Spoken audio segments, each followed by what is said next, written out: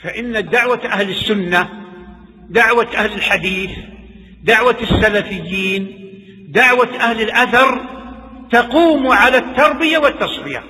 اب یہاں ایک اور چیز ہے جو امسال کچھ زیادہ سوال اٹھ رہا ہے، بھینس کی قربانی.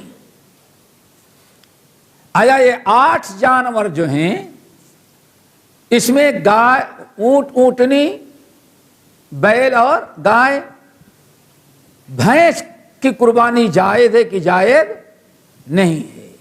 یہ ایک بڑا اہم مسئلہ ہے. آیا بھینس کی قربانی کی ہو سکتی کہ نہیں ہو سکتی؟ تو 8 قسم کے جانور جو ہیں وَمِنَ الْبَقَرِ اثْنَيْنِ وَمِنَ الْإِبِلِ اثْنَيْنِ. گائے کا تذکرہ ہے، اونٹ کا. عربی زبان میں بھینس کو کیا بولتے ہیں؟ جاموس. جاموس گائے نہیں بولتے. اب آیا گائے کی بھینس کی قربانی جائز ہو سکتی کہ نہیں ہو سکتی؟ اس میں اہل علم کا اختلاف ہے، اور اس کی وجہ اصل میں یہ ہے کہ نبی علیہ السلام صحابہ کے زمانے تک عرب کے اندر، خاص طور سے جو حجاز کے علاقہ ہے، یہاں بھینسیں نہیں آئی تھی.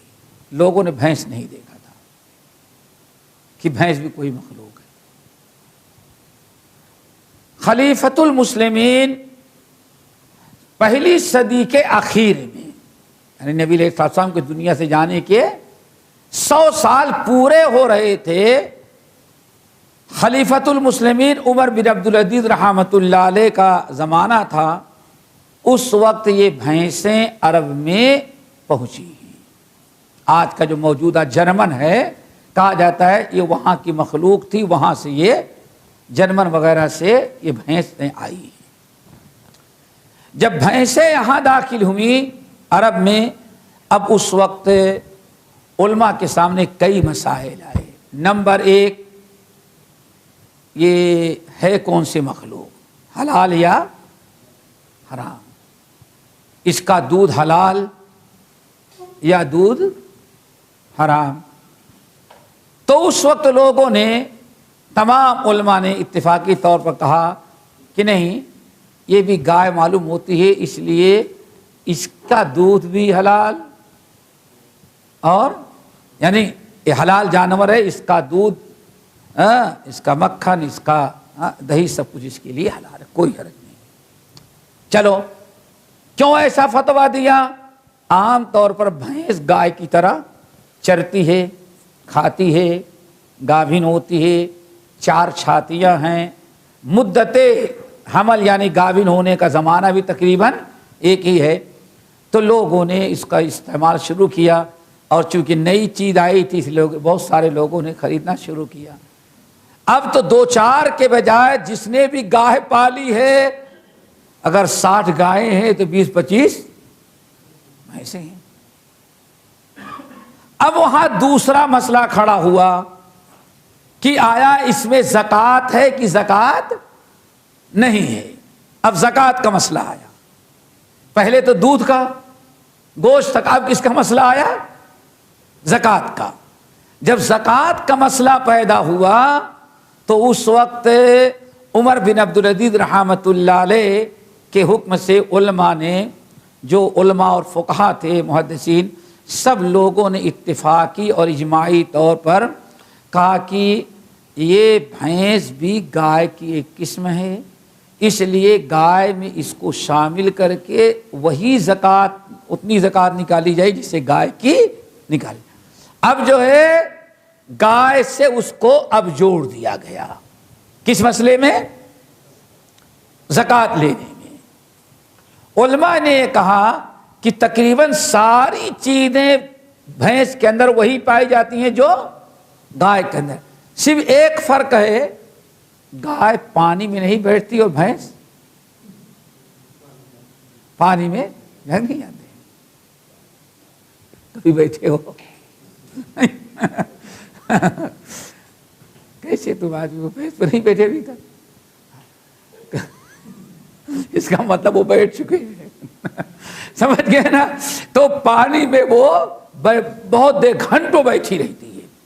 اس فرق کے علاوہ تقریباً گائے ہی کے ساری صفات اس کے اندر پائی جاتی ہیں. زکوٰۃ نکالی جائے گی.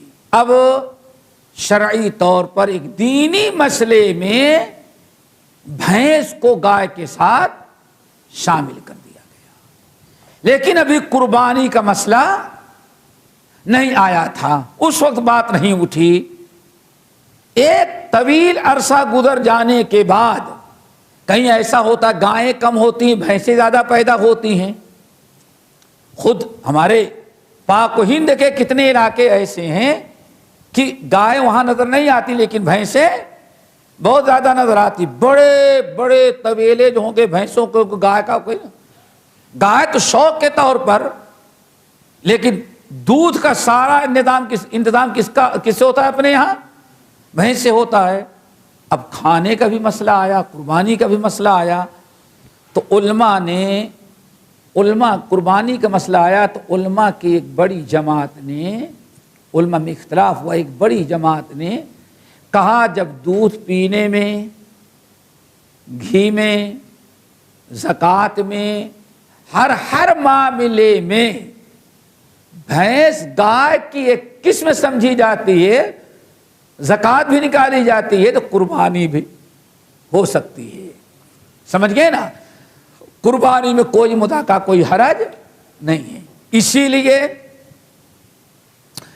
بہت سارے اہل لغہ سمجھتے ہیں نا، ڈکشنری جو، ہاں ڈکشنری کیا کہتے ہیں، اہل لغہ جو ہیں، بہت سارے لوگ جو بڑے بڑے عربی اہل لغہ ہیں، ان میں سے اکثر نے کہا الجاموس نوع من البقر.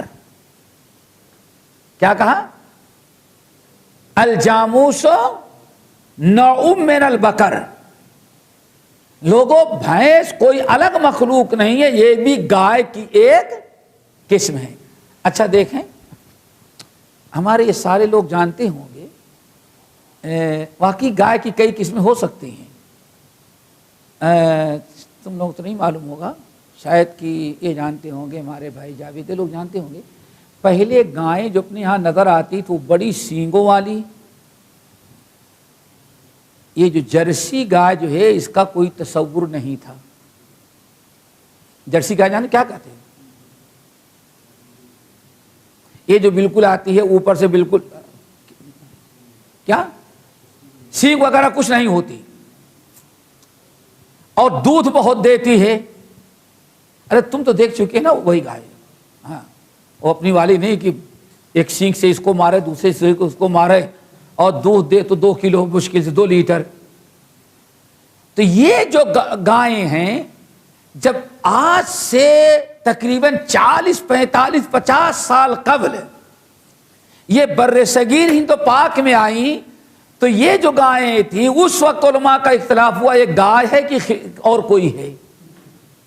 جانتے ہوں گے یہ بڑی لڑائی اس پر ہوئی.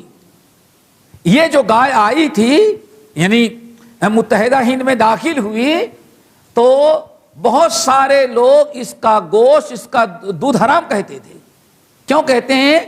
کہ یہ کوئی بڑی خنزیر ہے. آپ دیکھیں گے اس کا پورا یہ حصہ جو ہوتا ہے، اس کی بناوٹ جو ہے، اگر 4 چھاتیاں نہ دیکھو تو گائے اپنے ہاں جو ہوتی تھی دیسی گائے، اس گائے سے کوئی اس کی مناسبت ہی نہیں ہے. بالکل معلوم پڑتا ہے کہ الگ سے مخلوق ہے یہ. لیکن اب ماشاءاللہ 3 بھینس کے برابر ایک گائے وہ دودھ دیتی ہے. اب لوگوں کا مزاج صاف ہوتے ہوتے اس گائے کا نام الگ کر کے نہیں، یہ بھی گائے کی ایک قسم ہے لیکن یہ ایشین گائے نہیں ہو، کیا یورپین گائے ہے. اب سب اس کو گائے سمجھنے لگے. آج سب سے قیمتی، سب سے زیادہ دودھ والا جانور جو ہے وہی باہر سے والے آ گئے.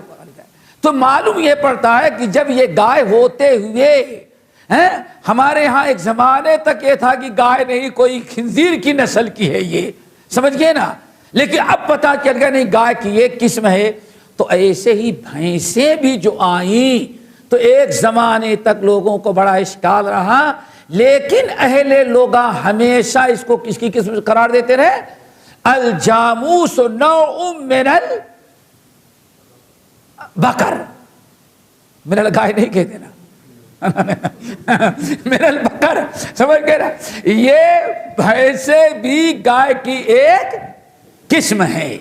جن لوگوں نے اہل لغہ اور اہل فتاوی زکوٰۃ وغیرہ کے مسائل کے لیے ان تمام علماء نے کہا بھینس کی قربانی میں کوئی مذاکرہ، کوئی حرج نہیں ہے۔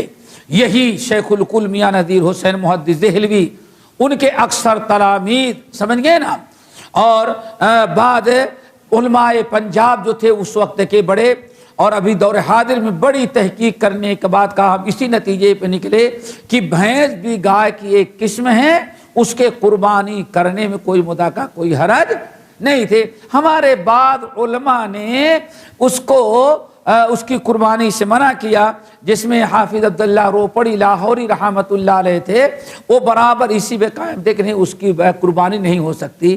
لیکن ابھی علماء ہند و باغ جو ہیں ان کو میں نے دیکھا اکثر وہ فتویٰ دیتے ہیں۔ شیخ الحدیث مولانا عبید اللہ رحمانی مبارک پوری صاحب المرآت کی بنا پر کہتے ہیں کہ جس کو اس بات پر مکمل اطمینان ہے وہ گائے کی بھینس کی قربانی کرے، کوئی مذاکرہ، کوئی حرج نہیں ہے۔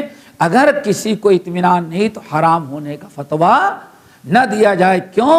تقریباً تمام اجلہ علماء نے اس کو گائے کی قسم قرار دی ہے، اور بلکہ پاکستان میں تو نہیں بتا سکتا، ہندوستان کے وہ علاقے جہاں انگریزوں کے زمانے ہی سے گائے وغیرہ پر پابندی تھی، وہاں بڑے کا گوشت جو ہوتا ہے